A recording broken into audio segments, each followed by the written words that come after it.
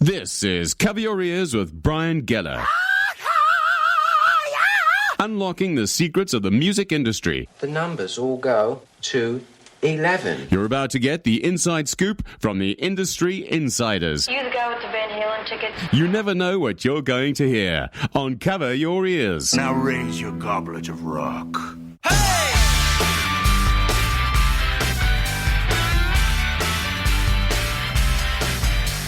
What's up, podcast listeners? It's time for another episode of Cover Your Ears. I'm coming to you from Irvine, California at Ultimate Ears, the industry leader in custom in-ear monitors, and I'm your host, Brian Geller. It's crazy that it's already the week of Thanksgiving, and, where has the year gone? I hope you're planning on a great time with family and friends, and that you plan on stuffing yourself. Me?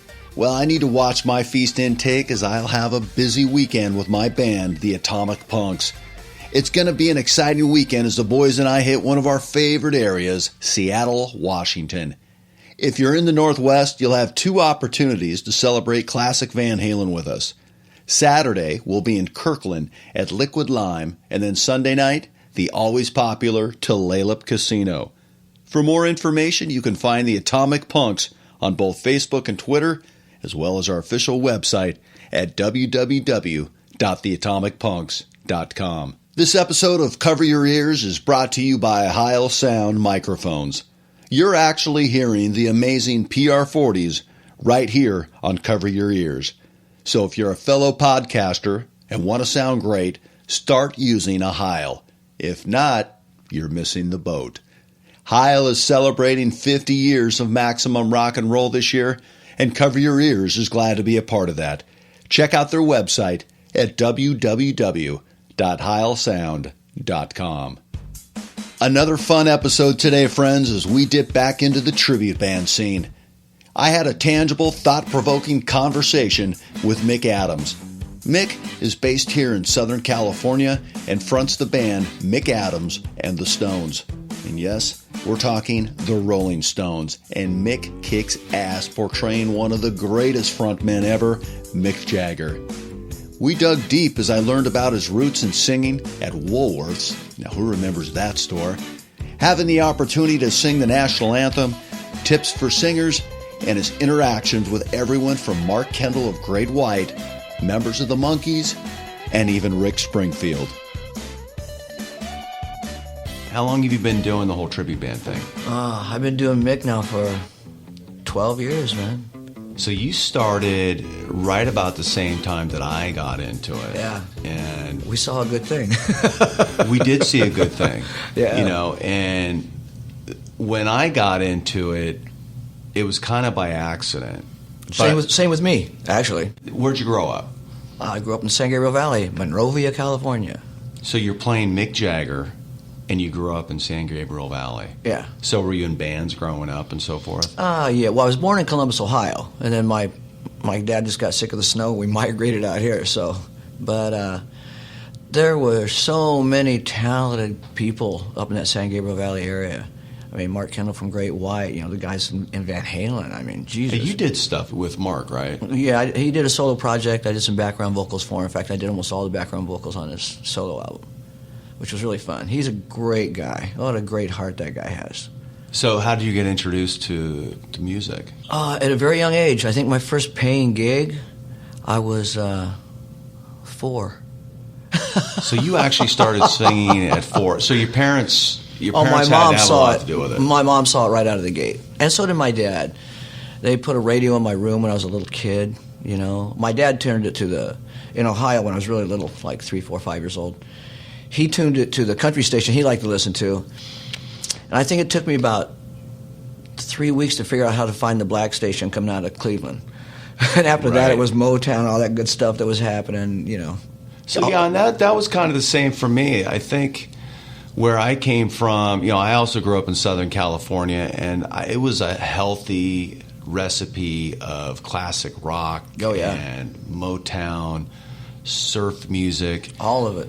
And I didn't have to discover any of that. I was brought up on it. It was just there. Yeah, you were almost spoon-fed it here because you had all the major radio stations and all the major acts, and still do come through town, and So you get into it if you start singing at 4. You're obviously not singing and dancing like Mick Jagger yet. No, I was actually standing on the counter in a Woolworths in Columbus, Ohio, and getting paid in ice cream.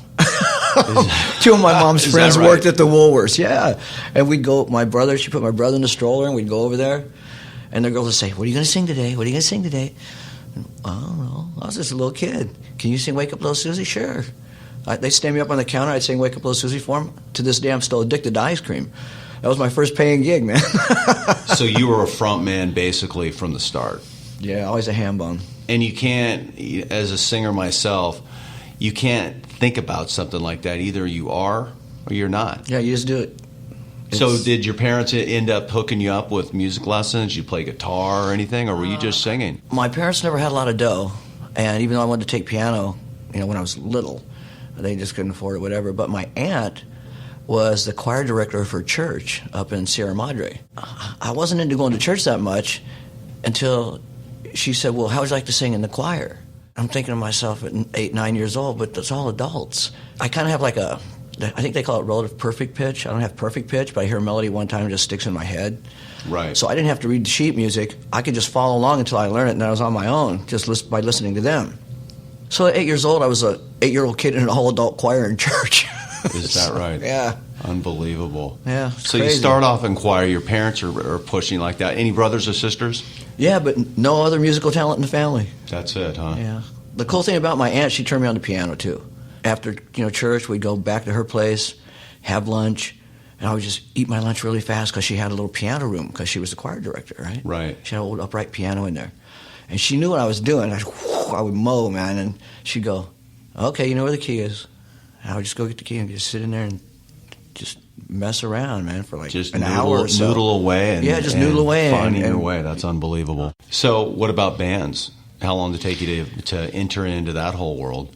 I was always singing and joking around and, that kind of thing. And then when I got into high school, a friend of mine I was hanging out with all the time said, "Man, you should try out for choir in high school." Well, okay. So I tried out for choir, where I met another very fundamental lady in my life, a lady named Elizabeth Graham. She played piano for the choir teacher. And so I tried out for choir, made it, my freshman year, right, bam, you're in, okay, good. By the end of high school, my freshman year, I was in a band with a guy that actually lives around here in Orange County now, too, a guy named Richard Berdice. He's a guitar player in a band called Missiles of October. Okay. One of the best guitar players you'll ever hear in your life. He's been that way since he was a kid. I think his dad was a session guy out in L.A. at one time, and it was just in the bloodstream because, if I'm not mistaken, I think his uncle's Mel Bay, who wrote all the how to play guitar books. Is that right?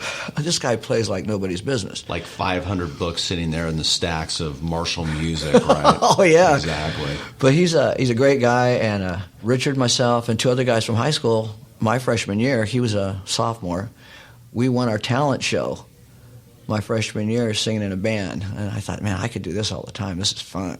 So is that fun. like going on through adulthood? I mean, yeah, just kept on going.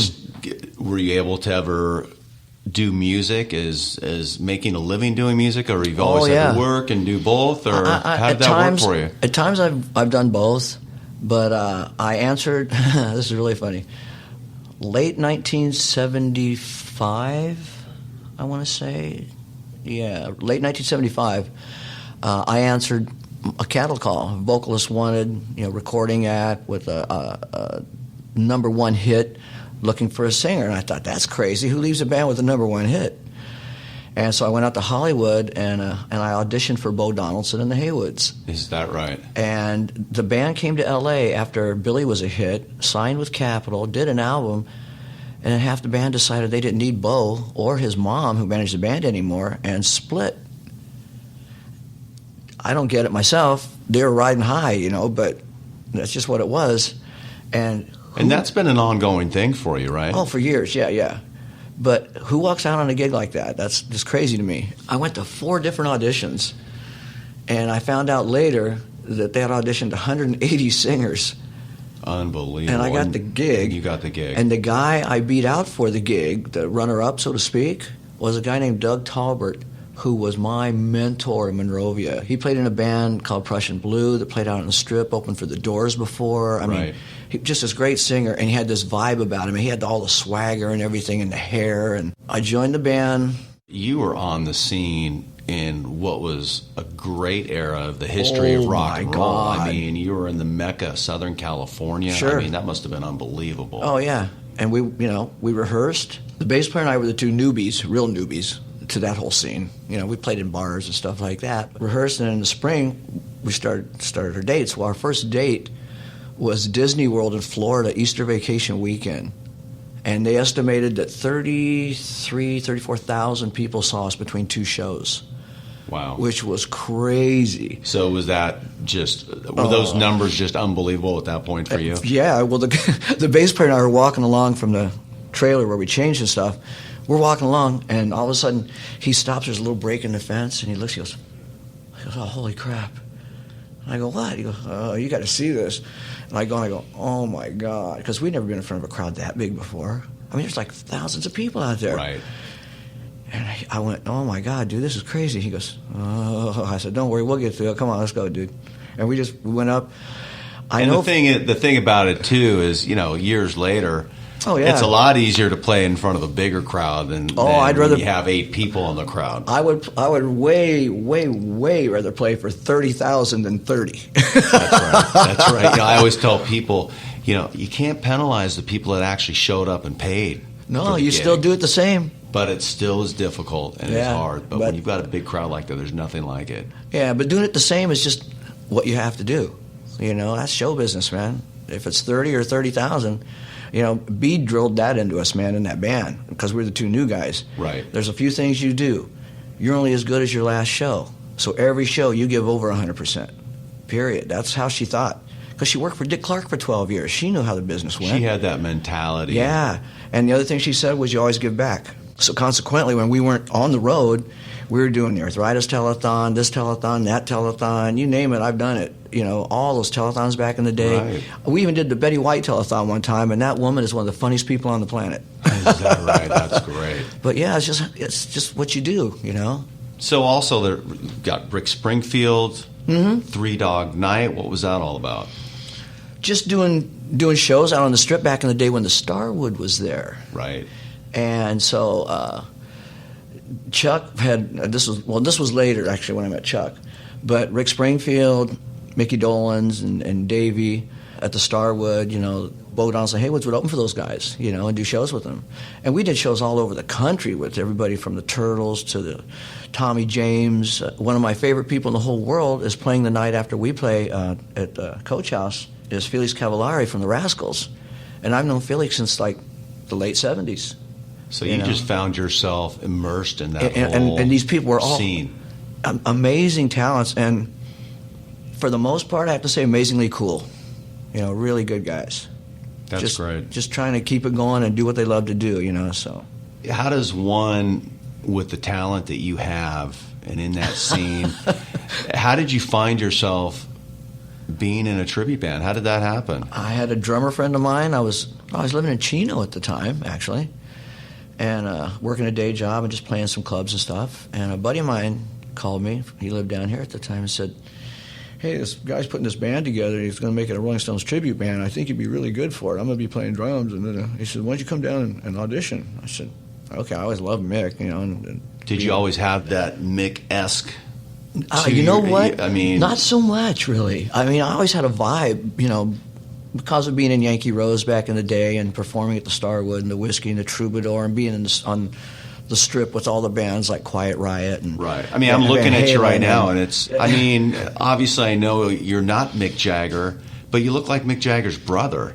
There's very few tribute artists out there that can walk in a room and people are just kind unsure of double take if it's them. I think the idea is to get it close and let the music. Oh do yeah, the talking. yeah. But I mean, the hair, everything. Well, it's really funny because the toughest part for me was trying to learn how to do any part of the accent. When I was going to be Mick. Right. And by the way, I'm a blonde by nature, so I never thought I really looked that much like him until I dyed my hair, cut it different, and started trying to talk like this. You know what I'm saying? So how much money do you spend a year on hair dye? Oh my God, a fortune! about every 6 weeks, man. It's like Here we go. Here with the color again. The wife will tell me, honey, your roots are showing. So is there any, I mean, you're a legit musician. You've done some pretty cool things. I mean, you did the national anthem at a baseball game. Yeah. I mean, Cincinnati Reds, New York Mets at Riverfront Stadium. What year was that? Oh, that was later on with Bo, because I've been doing stuff with Bo on and off since, like I said, late 75. Guy had a big radio concern. He had like different satellite stations all over the place, but the main station was right there in Cincinnati. So you did it actually at Riverfront Stadium, yeah. Big Red Machine, Pete Road, like that era? Oh, no, later than that. A little bit later. Later than that. But I met Marge. You met Marge. So Marge there was were there. some good teams there. Her dog. Well, Pete was still there. Pete was managing those teams. Oh, that's right. It might have been. Right. But we went back to do this oldie show kind of thing, right? And there was a big festival on Saturday. And the two headliners were Johnny Rivers and Neil Sedaka. And the Box Tops and the Turtles and Bo Donaldson was on the bill. And I'm trying to think. Just all these acts. I mean, just like, there must have been 12 acts on the bill. But Bo Donaldson and the Haywoods originated in Cincinnati. So they were like the hometown heroes. Right. So when we got there, these two big limos pull up, limos to the stadium. And I go, Bo, what are we going to the stadium for? He goes, we're going to do Billy, Don't Be a Hero, and Who Do You Think You Are, just kind of acoustically before the game. He goes, and then you get to sing the national anthem. And I went, oh, it's a good time to tell me, pal. We're already in the limo heading to the game. That's a whole different avenue there. That had to have been a little bit scary. I go, whoo, jeez, here we go. But I always messed around with it because I loved the way Stevie Wonder sang it one time. I loved the way Ray Charles did it, and holding that high note and then coming down. And so we get there and we do the thing, and now I get to do the national anthem. I'm standing on home plate, and I get to that part, where it goes like, "And the land of the free." And I'm just holding this note, right, forever and ever and ever. And Rick Thibodeau's a good buddy of mine. He's a bass player. And for Bo. And at the same time, he and Bo go like this. And one's on each side of me, they go like this.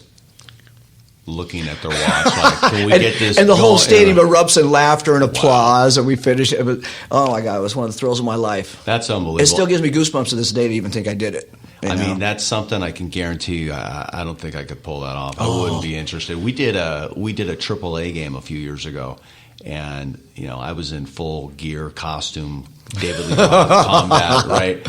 And they had me throw out the first pitch.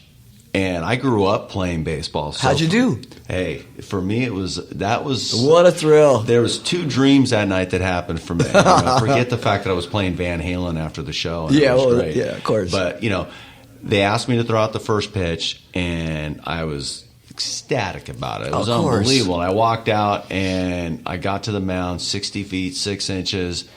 And I was like, oh, my God. It's a lot further than I thought it was. A long way. I mean, I don't remember it being that far. But I got it to the catcher, and he came out and signed the ball for me and put his arm around me. I felt like I was a 9-year-old boy. Oh, of course you did. It was fun. It was a good time. Then they put me in the booth. I got to actually call a baseball game in inning. Hey! And it was Did you do it as David? I did it. David was so far out of my mindset. At that point, you just did it. Good for you, buddy. There was a Ron Swoboda, an ex-baseball player from the 60s, played on the amazing New York Mets. Oh, my God. And he was the color commentator. And we were just going back and forth. They had to drag me out of that booth. Oh, I'll bet they did. But it was a good time. Now the national anthem, I got a hats off to you, my friend. I don't think I could do that. It's the scariest thing I've ever done, I think. Unbelievable. When I was done, I was like, oh. And then the next day we go to the festival, and there's 30,000 people at this festival. It takes up this whole park right on the river. And I'm like, oh, my God. And the guitar player was kind of new. Bo just brought this guy in, whatever. And halfway through about the third song or whatever, there was a keyboard solo or whatever. And I go back and I get a quick drink of water, and in my ear I hear from Bob, the guitar player, I swear to God, dude, I think you look like you're 9 feet tall out there. He was like totally overwhelmed by the whole thing. He was like, whoa. That's great. But it was really cool, man. That kind of electricity is amazing, too. To go from there and then, I know I'm fast forwarding, I'm jumping around here. That's all right. But as far as when you went and did the audition for the tribute band thing and got into that whole thing, did you feel like you were going beneath yourself? Because there is a stigma out there that people kind of have towards tribute bands. I know how that is. And like, we're cheating the system, and I don't believe we're cheating the system. We're providing a service for people that want to be entertained by great music. But for me, it's different because I was never a musician or did anything like that until I started singing Van Halen songs. But for you, you're a pro. You've been doing it forever. So was there any of that for you when you made the jump and started doing that? No, I just looked at it as another fun experience. I got to play music, some of the best music ever recorded by a band. The greatest band in the world ever. It's like, I tell people all the time, it's not just a thrill, it's an honor to step into those shoes for a couple hours a night. Are you kidding me? Who wouldn't want to do that job? Right. I mean, I jokingly say, that's a rough gig, man. Somebody's got to do it. Exactly. And there's a few bands, there's a lot of tribute bands out there, and we're from Los Angeles. And they're the Mecca. They're everywhere, And when I travel across the country and do shows, and, there's not as many tribute bands you're going to find in, your Iowas and Ohios. Oh, not at all. And so forth. But the great thing about doing like a Rolling Stones tribute or a Led Zeppelin or a Beatles tribute is the song catalog. Oh, dude, you have no idea. I've had people, like, I'd really love to do a tribute to my favorite band in the whole world. I'm like, okay, well, let's start with that. What's your favorite band? And they said, well, I just love the Gin Blossoms. I'm like, nothing wrong with the Gin Blossoms, but are you going to be able to carry a 90-minute set? Right. Doing the Van Halen thing, we have 15 to 18 songs that we have to play every time, and then we get kind of into the B level and we can mix it up. The great thing about a Stones tribute, a Led Zeppelin tribute, a Beatles tribute, it's the same thing. You can do you've got to play Start Me Up. Well, yeah, we do that. Well, I'll put it this way. You got to play Satisfaction. Yeah, well, I've taken a page from Mick in the last few years, and when they've been going out, they don't play Satisfaction until the last song of the night. You know why? Why is that? Everybody's been waiting for that song all night. So by the time they get to it and it goes off, people lose their skulls. Right. It's insane to watch. And I've been doing the same thing with Mick Adams and Stones Band. And we put It's Only Rock and Roll right in front of Satisfaction in like an encore, 2-song encore. By the time you put those 2 songs together and throw them out there like that, people are up dancing, throwing things in the air, just going absolutely nuts. It's insane. Just, oh my God. We just did that in up on the Great Lakes in Ludington, Michigan, and right on Lake Michigan, across from Wisconsin kind of, and 12,000 people, man, and they lost their minds. I mean, you could see hands in the air as far back as you could see. It was really cool. Do you find it special when the older guy comes up to you, or when the 8-year-old boy comes up to you and says this is their first concert and this is the greatest thing I've ever seen? I love it all. I love it all. And that's another thing that's funny about the demographic. A lot of people think, oh, the Stones demographic, it's got to be all these people from like 50, 60 years old, whatever. Dude, I see people at our shows that are 20, 22, all the way up to 65, 70 years old. You know what album I love, though? Can you guess? Exile? I'm 48 years old, about to turn 49. Oh, so it's got to be later than that. I'm thinking, what, later, like older? No, I mean later album-wise. Right. So like late 70s. I don't know. You tell me, what would it be? What is it? A Little Emotional Rescue. Oh, my God. Yeah, that's a great album. I love that album. It reminds me. Mick trying to be his what he always wanted to be, his black self. There's nothing I could say, nothing I could do. Right. That's Motown, baby, right there. That was their attempt at disco, and they nailed it. Yeah. Seriously? Oh, yeah. So let's talk about some other tribute band stuff. That's why we're here, right? Sure. Okay. So any pregame rituals that you like to do before every show? Like, I know I have a couple things I like to do. Is there anything you like to listen to eat? Do you eat a certain... I don't like... I rarely ever want to eat 2 hours before a show even. So you're not eating a carne asada burrito 45 minutes before the show? No. Not doing that? I don't eat any beef or pork anymore at all. Good for you. I'm straightly fish and chicken guy now. I can tell the difference when I eat right. Yeah, you can really tell. But a couple things I like to do, though, is I like driving to the show.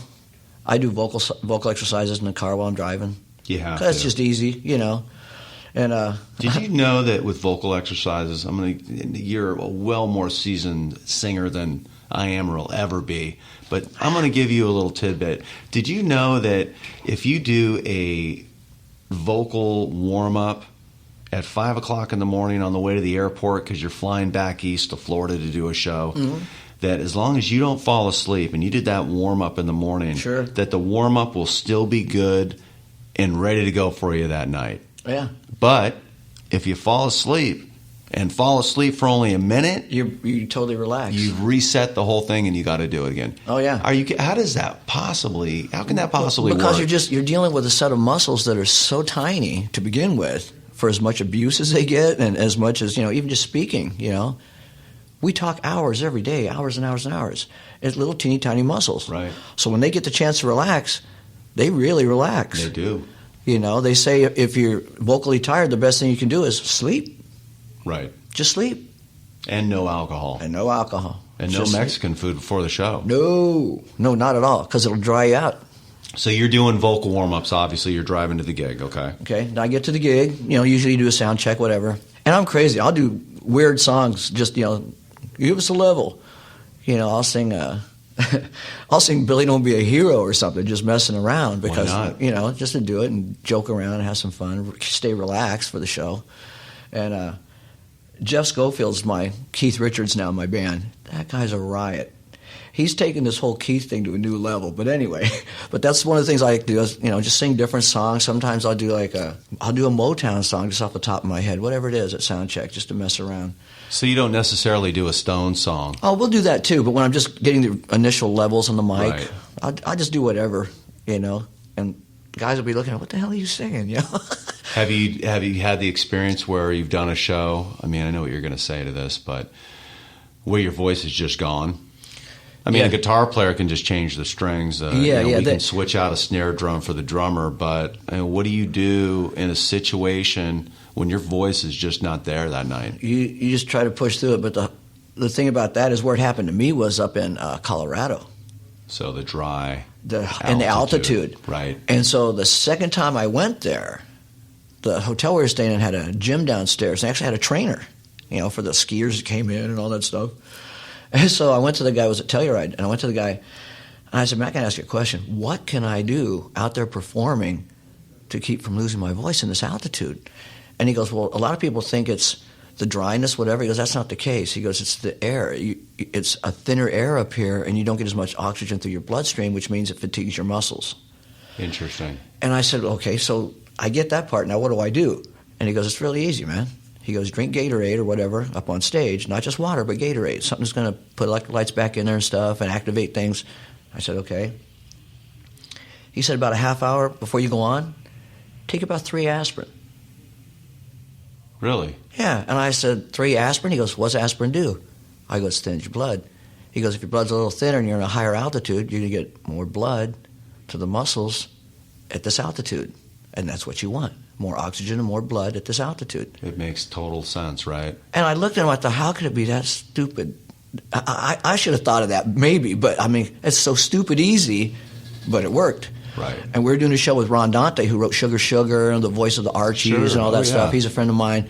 I tried to find him to let him know that, and he was off doing a radio interview. Halfway through his part of the show, he starts losing his voice. Well, we're being like his backup band, Bo Donaldson Haywoods, right? And he turns, he goes, he's pointing his voice. I'm losing my voice. He's pointing to his throat. Right. I go, I'll mirror you. Just do what you do. I'll be right there. And I told the guitar player, take my harmony parts. And he said, okay.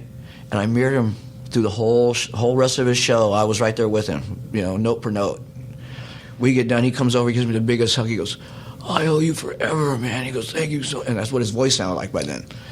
And I said, just go and sleep. It's a scary thing. It is scary when it goes, man. You're like, oh my God, is it going to come back? I had an incident about 1.5 years ago where we were playing in a high altitude, thin air, the whole deal, and my voice felt fine, and then it just went south. Like it was gone. In a matter of minutes, it can happen, yeah.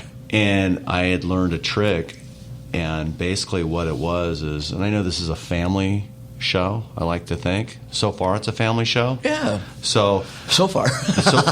So the trick was to drink water and then hold it in your throat, and then emulate like you're smoking a bong, like so it's gurgling, like a gurgling. Like I've got water here, so it's almost like.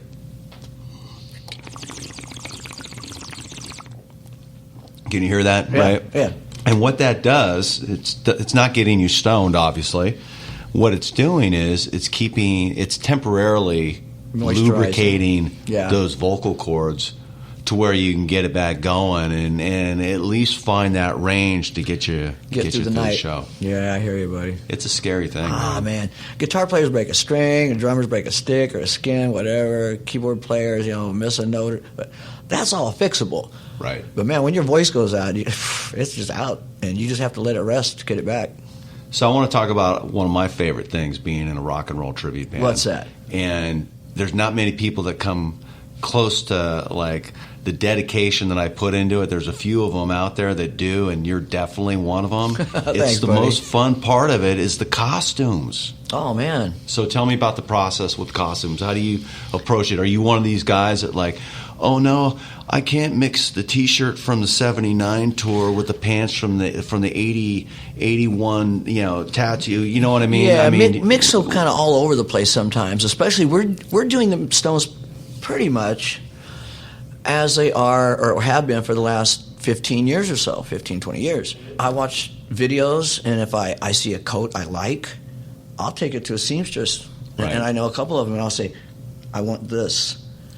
And I went so far as one of his iconic pieces of clothing he ever wore back in the day, and he wore it on the Ed Sullivan Show, he wore it at Altamont, was this black and red cape. It's paneled, so this panel is black, this panel is red, and they kind of alternate. They go around, it comes to a point. It's got crazy sleeves with the same kind of paneling. Amazing. I found a seamstress to make that for me, so it's a replica.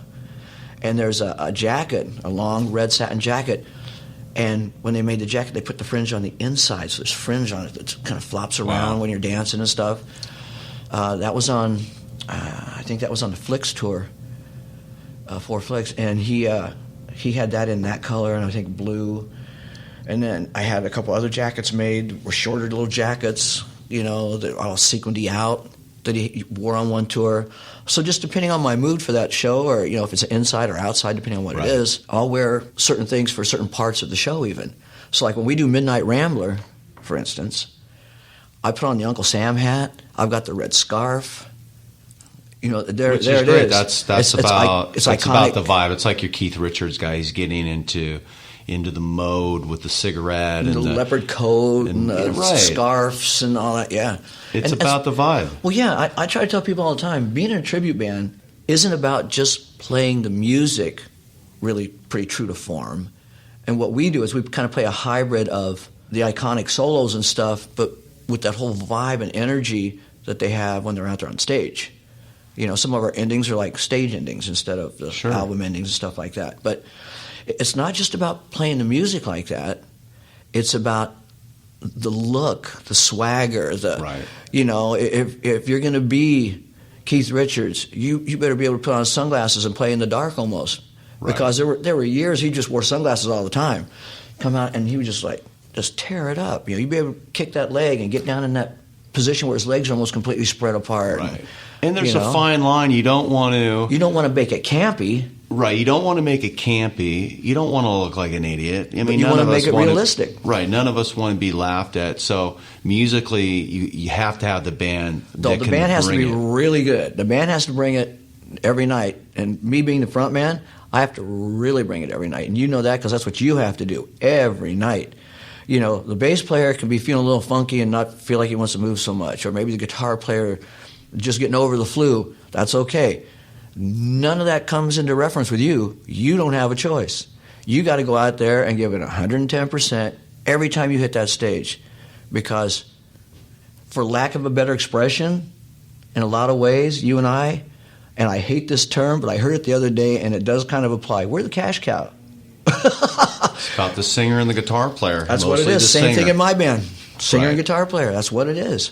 And so I tell people it's as much an acting role as it is a musician's role. Without a doubt. It really is. You're an actor and a musician up there. See, I find the the thing I have a difficult time as I get, a little bit older, and I'm portraying a guy that was in his early 20s.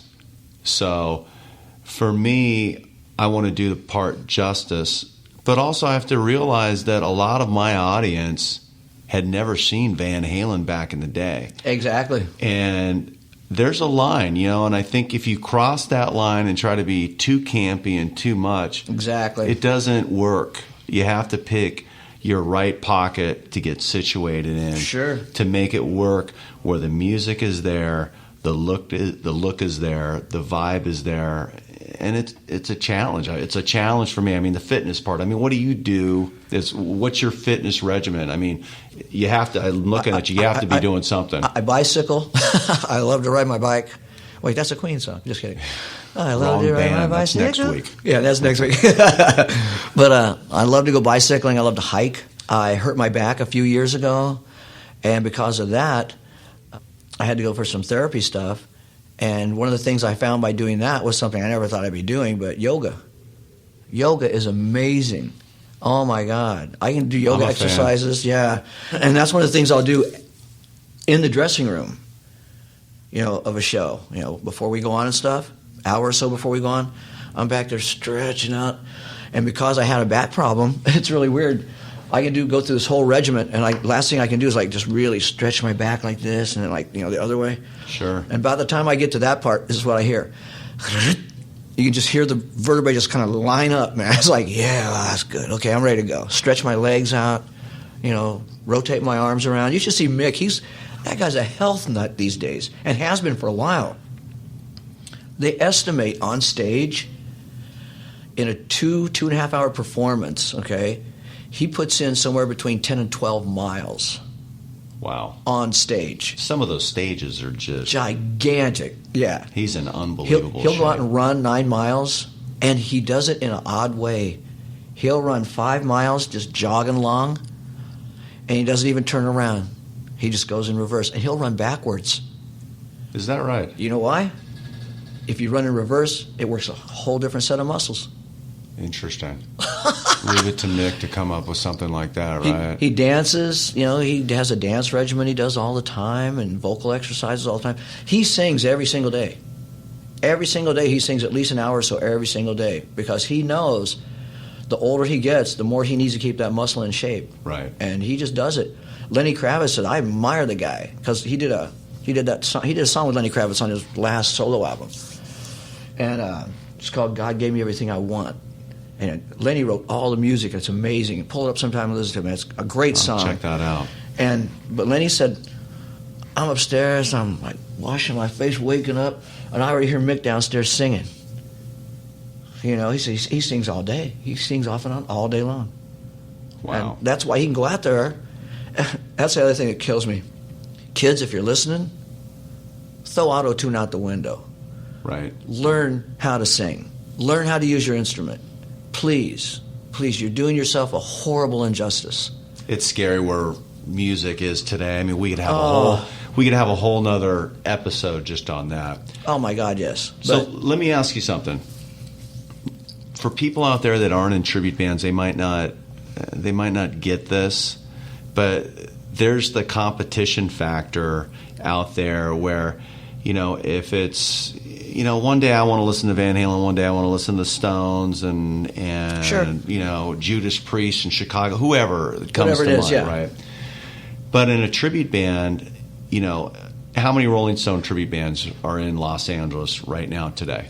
I can think of 6 or 7, and I can think of 4 just in this area. Okay, so anywhere from 4 to 7. And I always say a week isn't complete until a brand new Van Halen tribute band is. Oh my is God, popped yes, up. constantly. But what is that like for you? What's it like as far as your relationship goes with those other bands? I mean, for me, sometimes it's a real war, and what I've come to realize, the competition and the bitterness and.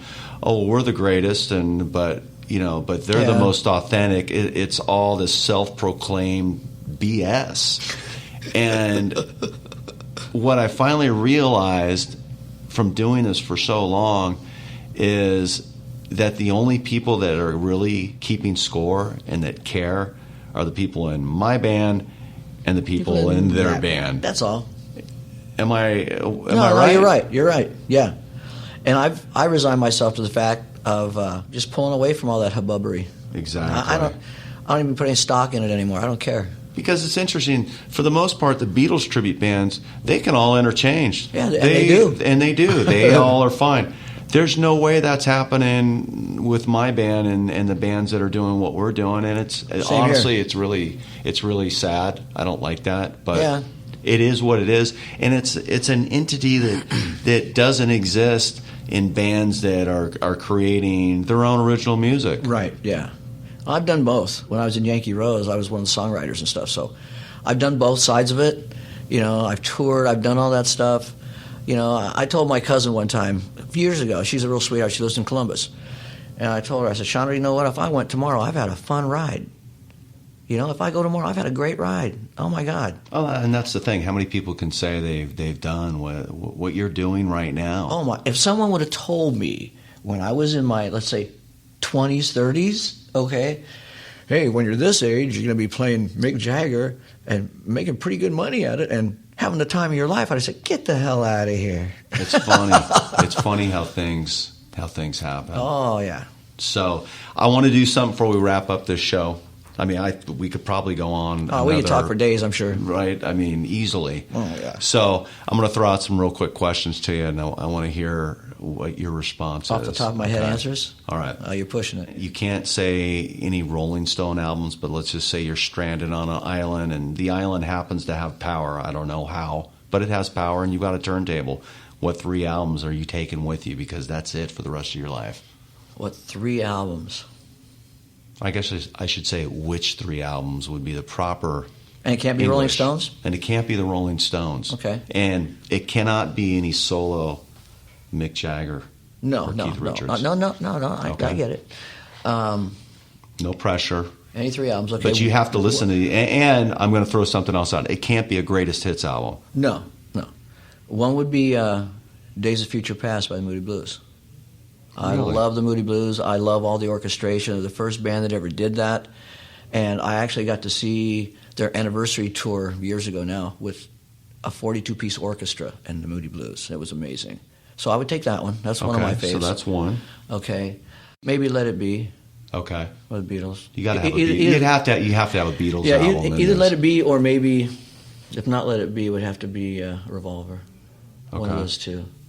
But you don't want to take 2 Beatles albums, probably. No. You need a little variety. Yeah, so probably Revolver. Okay. Yeah. You've got 1 left, my friend. 1 left. Almost anything by Ray Charles. Interesting. Oh, I love Ray Charles. Interesting 3. Yeah. Okay. Chocolate or vanilla? Chocolate. Chocolate. Ginger or Marianne? I think ginger. I don't know why. Most misunderstood thing about tribute bands? I think the most misunderstood thing is a lot of people think that we get into it and maybe we get too far into it and we get too full of ourselves. And for me, that's not the case. I just love what I do.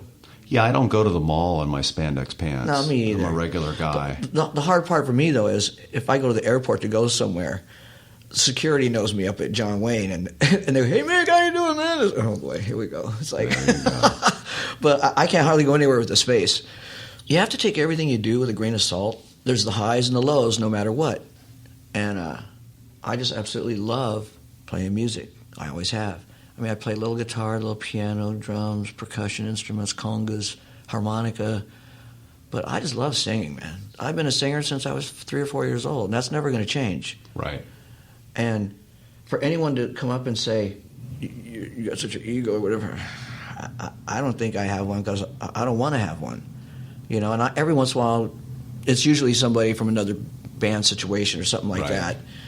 And I'm trying to think of who puts it best. Anthony Hopkins. Anthony Hopkins had a great thing about what people think or say about you. And he said, I don't care what you say about me. If I know you or I don't know you, I still don't give a shit because it doesn't matter to me. Right. And he just being Anthony Hopkins. I'm just trying to be Mick Adams. I have the luxury and the wonderful task of being Mick Jagger 2 hours a night sometimes. You know, like I said before, that's not too bad a gig.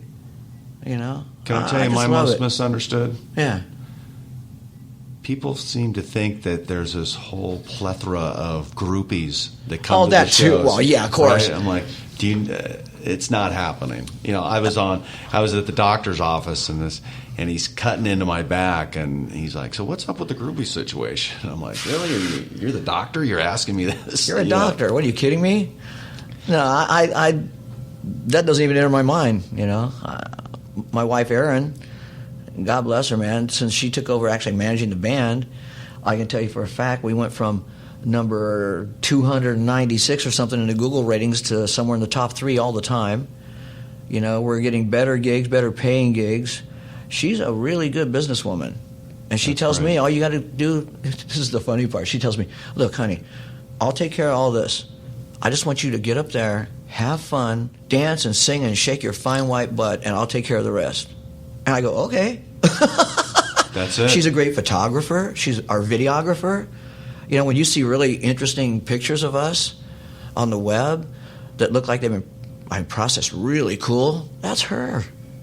It's Irish Diva Photography. That's her photography. Yeah, she's the love of my life. That kind of bull crap doesn't even enter into my brain anymore. That's great. Yeah. So, Mick, as we wrap this up, where can everybody find you and learn about the band and where you're playing and everything going on? It's really easy. MickAdamsandthestones.com. Any big shows coming up? Yeah, a few really good ones. Actually, we're going to be on Access TV October the 5th. October 5 will be at the Whiskey live satellite broadcast, and I was on there the first season with my old band, and I got to sit in with David Brighton the second season. He's such a great guy. And we did the first season. I think we were the second or third one up. We were the second, so you were probably third, and it was just went In fact, bang, I think bang. I called you. I'm like, so what's the deal? What's the deal with this? Yeah. How's this work? But at that point, not that many people really knew about it. Right. And now they estimate the viewing audience at about 63 million households nationwide. Wow. So that's, I got 63 million people going like this on the TV staring at me. For a tribute band. Go figure. For a tribute band, go figure. Who knew? Right? God bless Mark Cuban for recognizing that. Exactly. Did you ever hear the story about how that came about? No. He was out here with the Dallas Mavericks, and he stayed after to take care of some business or something, and one of his associates out here said, hey, we're going to go to the Whiskey tonight and see the Doors. He goes, who are you kidding? Morrison's been dead for years. He goes, no, it's this band called Wild Child. Well, I know Dave and Kid and all those guys. So he goes, they talked him into going. He fell in love with the idea. That's why he bought HDNet, and that's why he turned it into Access TV, and there's so much live stuff on there. He wanted to make it more like MTV used to be. Instead of all these over-dramatic, goofy shows and stuff like that. And there's live concerts, there's live interviews, live stuff on there constantly. Well, and the band he saw that night, Dave Brock. He's been doing it longer than any of us, I think. He's one of the pioneers. Funny story is, when I first got into this whole thing, I had called him up. I didn't know anything about anything. And I wanted my Van Halen band to open up for Wild Child. Yeah. He said, I'd love to have you open up. Can you guarantee that you'll bring 200 people to the show? Oh, that's how it works. Yeah. So, needless to say, that didn't happen at that moment in time in my tribute band story. But that happens now all the time. So, yeah. But, Dave's a character.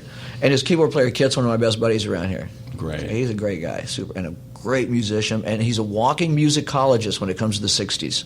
Is that right? He can tell you what night the two Davies brothers punched each other's lights out at what club in England. He's crazy. He knows all kinds of crap. It's ridiculous. That's great. Well, Mick, I appreciate you coming in. Oh, man, this has been too much fun. You sure we don't have another 3 hours for this? We're going to have to do a part 2 at some point. We barely even touched on it. But maybe we'll do a part 2 sometime after the Access show or something. I want to hear about it. Maybe I'll be down there. You better be. Right? Yes. Was there any type of stuff that the Stones and Van Halen did? They did play together one time. Yeah. So Van Halen opened for him at one point. But Mick Adams, you rock. You're Mick Jagger. I'm sitting here looking at Mick Jagger's brother. I can't change the look. I'm sorry, brother. Thanks, brother. You're welcome, man. Thank you so much. Thanks again to Mick Adams for stopping by Ultimate Ears. Not many guys out there have the passion and drive that Mick has. If you love the Rolling Stones, and let's face it, who doesn't, make sure and check out Mick Adams and the Stones. This week's artist spotlight is Papadosio. So how would one describe this band? Kind of an old school jam band, sprinkled in with some jazz, electronic mayhem, which all translates into what I like to call space rock. Papadosio strives to create music that is strangely familiar and calls all walks of humanity to bask in a unique experience celebrating the one constant in an ever-changing world, music. The song is Vactrolio, and it comes off of Papadosio's recent release, Pattern Integrities.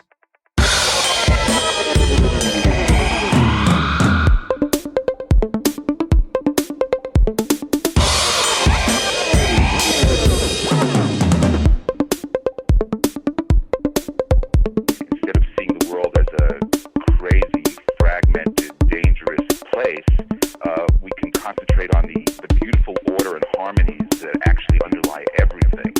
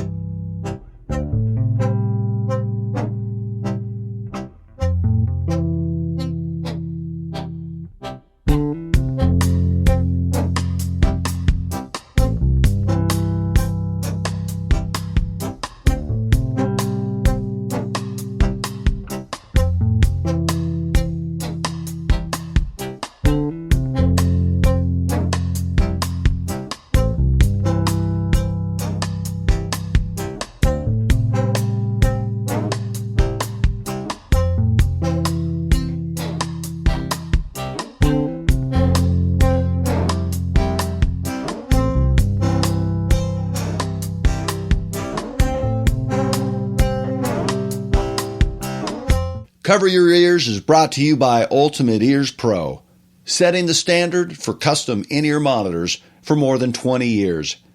Ultimate Ears Pro is dedicated to delivering the ultimate sound experience. To learn more, visit pro.ultimateears.com.